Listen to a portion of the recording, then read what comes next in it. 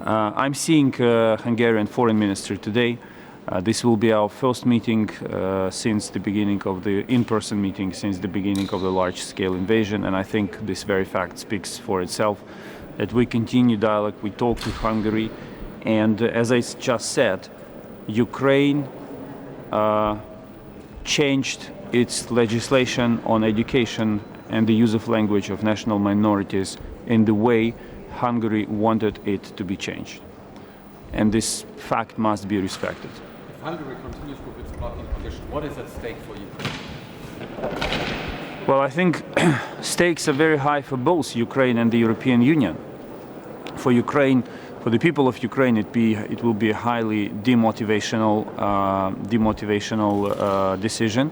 But also for the European Union, it will send a message across the continent into the area of enlargement, but also beyond that area, that the European Union is unable to make decisions of historic nature and keep its promises.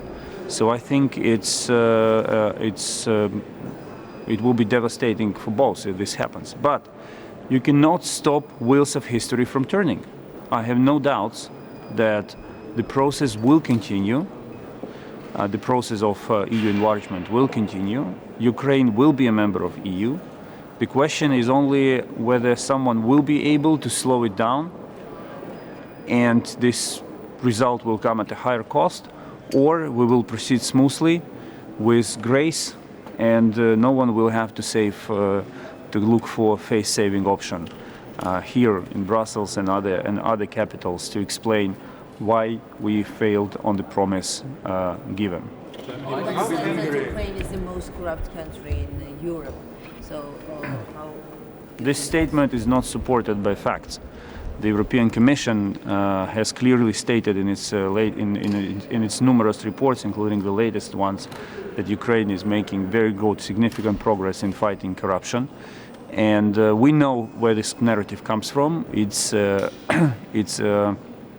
catchy phrase that is not supported by facts.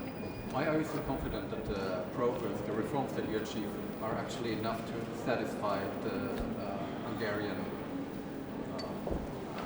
Well, because there was a clear wording in the Commission's decision that Ukraine should bring its legislation in alignment with Venice Commission recommendations. And all key Venice Commission recommendations were implemented into Ukrainian legislation. So we can jump, we can dance if that is requested in addition. But I think to what has been done, but I think that the game should be played fairly. If we are told to do something and we do that, that must be registered as a result and taken and serve as the basis for making further decisions.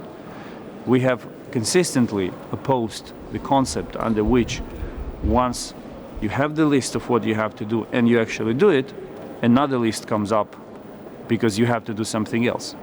This is not how it works. And I will repeat myself, Ukraine did within a month what was expected from it to be done within 4 months until the end of March. This is a clear message of our commitment and our capacity.